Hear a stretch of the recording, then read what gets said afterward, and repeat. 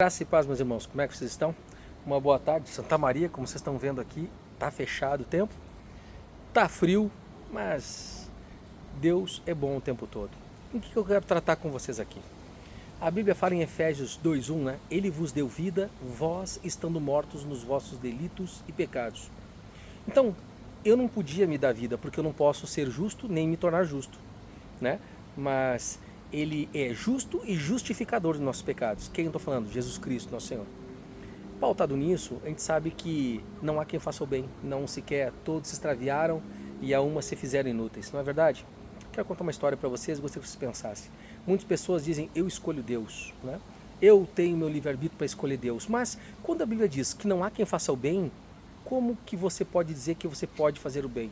Você pode até fazer bem às pessoas, mas se a tua motivação é se sentir bem e não a glória de Deus, o teu bem está direcionado de forma errada.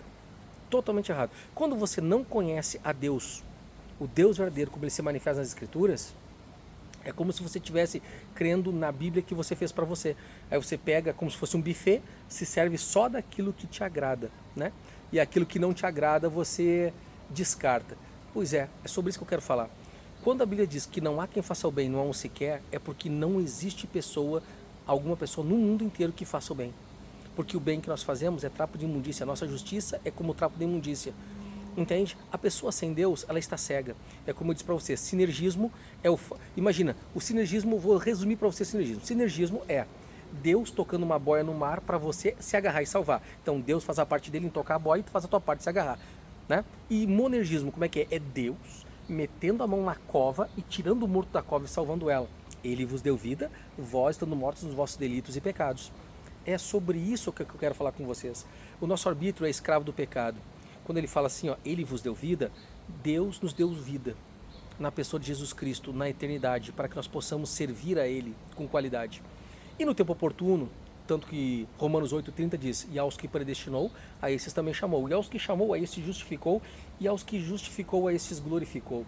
E eu quero que tu note isso, porque quando ele vai falar, e aos que predestinou, ele está falando que predestinar é dar destino antecipadamente. Então, aos que ele predestina, no tempo oportuno que ele predeterminou, né, ele vai chamar a pessoa pela pregação do Evangelium.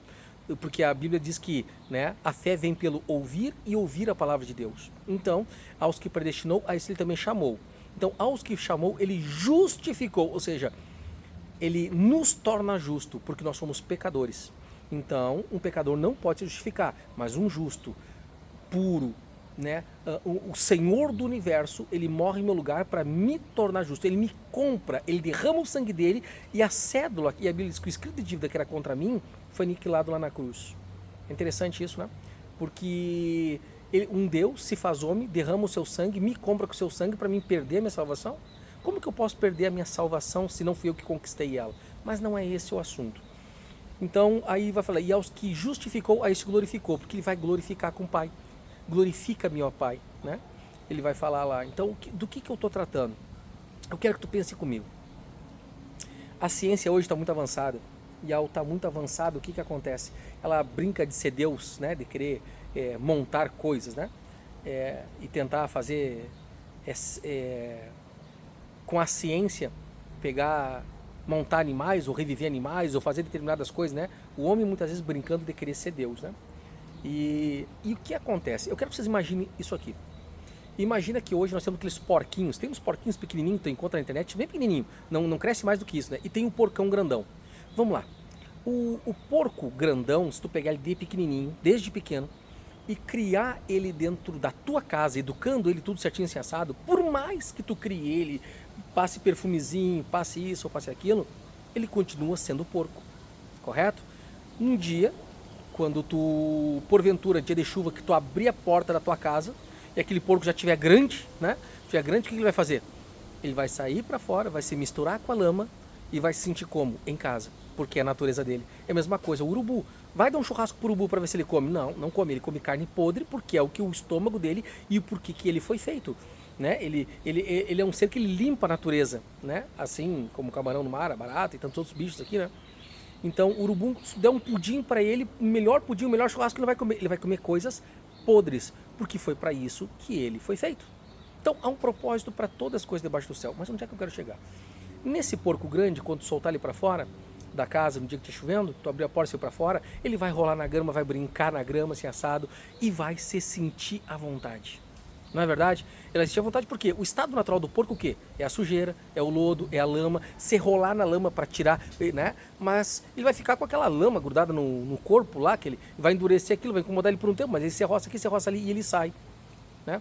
Já o porquinho esse que a gente cria e que vendem aí, que é o horror de caro, mais caro que os cachorros, até mais caro que cavalo, uns porquinhos assim, que foram reduzidos para ter mini porcos, mini cavalos, mini vaquinhas para ter em casa, para as crianças, né? O que acontece? Esse porquinho, ele é criado com mamadeira, criado com roupinha, com um perfumezinho para ele, próprio para ele, dentro de casa. Então ele sempre vai ser acostumado dentro de casa, né, de uma determinada forma, ao qual, se um dia acontecer a mesma coisa que aconteceu do outro porco, de abrirem a porta da casa, soltarem ele, ele também vai se misturar no dia de chuva, né, cair na grama, se rolar na lama, e se tiver barro ele vai se sentir, vai ali, mas quando secar aquele barro no lombo dele, no couro dele, ele vai se sentir incomodado. E como ele depende do Criador, né, de quem está cuidando dele, o que ele vai fazer? Ele vai se aproximar do Criador para o Criador tirar aquela lama que foi ali. Bom, o primeiro porco somos eu e você. O primeiro porco somos eu e você quando nós estávamos mortos dos nossos delitos e pecado, né? Nós estávamos mortos dos delitos e pecado, totalmente mortos dos delitos e pecado. E aí, quanto mais nós nos inteiramos com a lama, que é a sujeira, mais nós nos sentimos em casa, porque nós não fomos acordados da desgraça que nós estamos vivendo. Entende? Então, nós, mortos de pecados, somos o primeiro porco. No segundo caso, do porquinho, é quando Deus, ele modifica o teu interior. Tanto que o porco grande foi modificado sua genética, para ele ficar pequeno.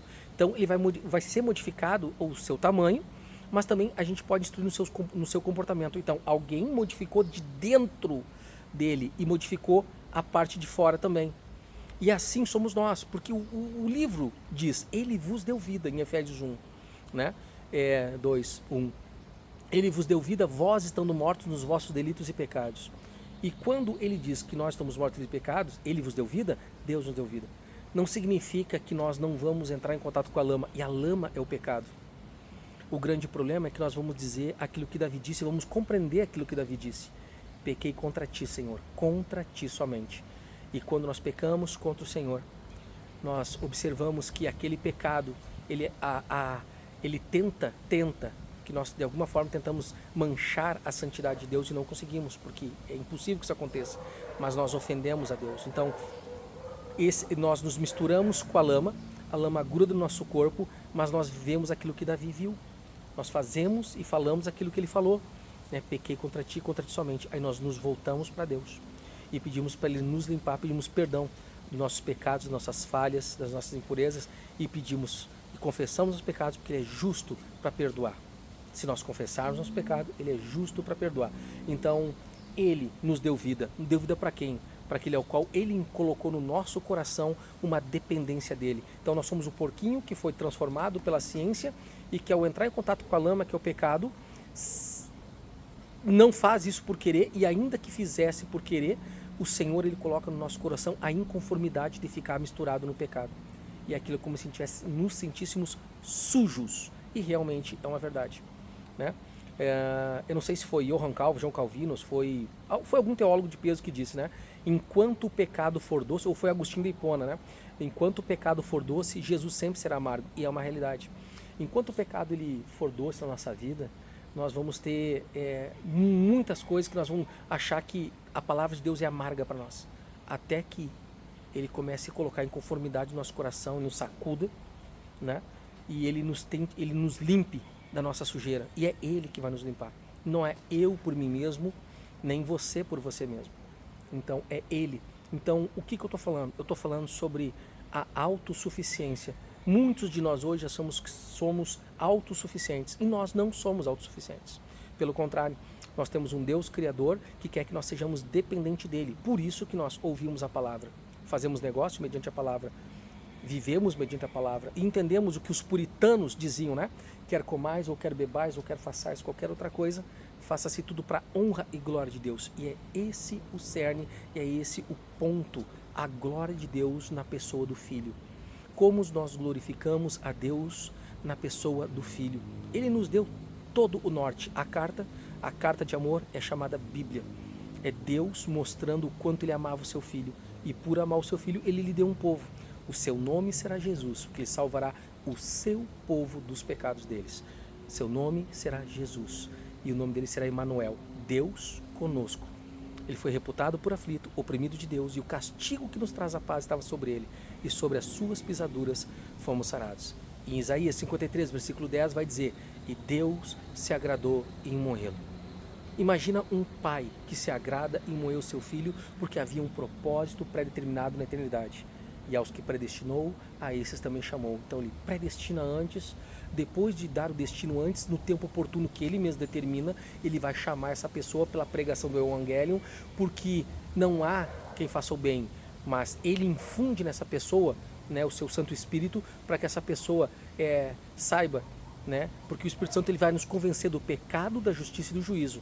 Então ele nos convence, e se o Espírito Santo nos convence, ele não vai nos perder, porque ele diz: eu sou o bom pastor, dou a vida pelas minhas ovelhas, jamais perecerão e ninguém as arrebatará da minha mão. Aquilo que o Pai me deu é maior do que tudo, e das mãos do Pai ninguém as pode arrebatar. Então, meu irmão, quando Deus diz que eu sou bom pastor, e ele dizendo que eu dou a vida pelas minhas ovelhas, ele não está conjecturando. Ele diz que jamais perecerão e ninguém vai arrebatar das mãos dele. Quem poderá nos afastar do amor de Jesus? Aí Paulo vai dizer: nem altura, nem profundidade, nem nudez, nem vida, nem morte, nem principado, nem potestade, nem frio, nem espada. Ele vai falar: nada das coisas do mundo presente vai nos afastar do amor de Jesus. Por quê? Quando ele nos compra, ele nos dá todos os meios necessários para nos mantermos nele, através da oração e da vivência. O que é mesmo? Eu não sei se foi para Whitefield, eu não sei se foi para George Whitefield, que perguntaram certa vez para ele, né, o que era mais importante, se é a oração, né, a oração ou ler a palavra de Deus. Qual era mais importante para ele? Qual das duas coisas era mais importante para ele? Ele perguntou para a pessoa: o que é mais importante no passarinho? A asa esquerda ou a asa direita? Ou seja, uma não vive sem a outra. Então, quem não ora é a mesma coisa que uma pessoa que não toma banho, ele vai acumulando sujeira. Quem não lê as escrituras também é a mesma coisa, ele acumula sujeira, porque o que faz com que nós compreendamos quem é o Senhor da nossa vida é a própria palavra, né? A Escritura interpreta a Escritura e ela é o norte. Diz que a Escritura, a Bíblia Sagrada é a espada de todo crente, mas fica uma pergunta: se a Bíblia Sagrada realmente é a espada de todo crente, me diz uma coisa: como muitas pessoas estão, de certa forma, né? De certa forma, fazendo as coisas ao seu bel prazer, ou falando da palavra ao seu bel prazer. Entende? Será que ela não está colocando na boca de Deus às vezes o que Deus não disse? Porque ela vai desembainhar uma espada, ela acaba se cortando e cortando os outros. Então que Deus possa abençoar vocês, né? Como todo porquinho, né? O porcão grandão, ele ficou lá atolado na lama porque é o estado natural dele.